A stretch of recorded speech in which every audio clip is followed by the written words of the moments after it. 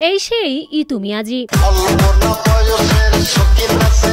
যিনি একসময় দেশ কাঁপানো টিকটকার ছিলেন। অশ্লীল অঙ্গভঙ্গি আর কুরুচিকর ভিডিও বানিয়ে রাতারাতি হয়েছিলেন ভাইরাল। তবে কথায় আছে, ভাবিয়া করিও কাজ, করিয়া ভাবিও না। কথাটা যেন ইতু মিয়াজির জন্যই বলা হয়েছে। ইতু মিয়াজি অতীতে টিকটক করার কারণে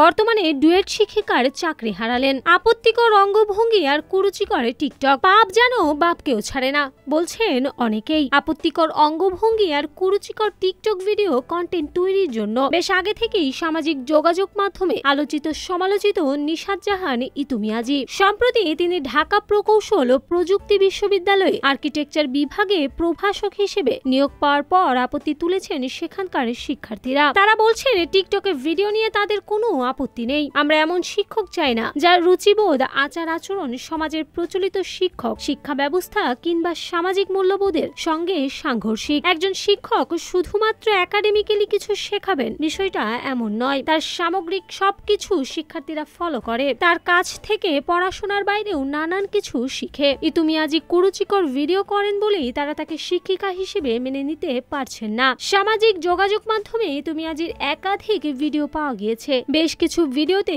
কুরুচিকর অঙ্গভঙ্গি এবং আপত্তিকর কথাবার্তাও বলতে শোনা গিয়েছে। ইতু মিয়াজি বাংলাদেশ প্রকৌশল বিশ্ববিদ্যালয় থেকে আর্কিটেকচার বিভাগ থেকে পাশ করেছেন। চলতি মাসের 19 তারিখে ইতু মিয়াজিকে শিক্ষক হিসেবে নিয়োগ দেয় ডুয়েট কর্তৃপক্ষ।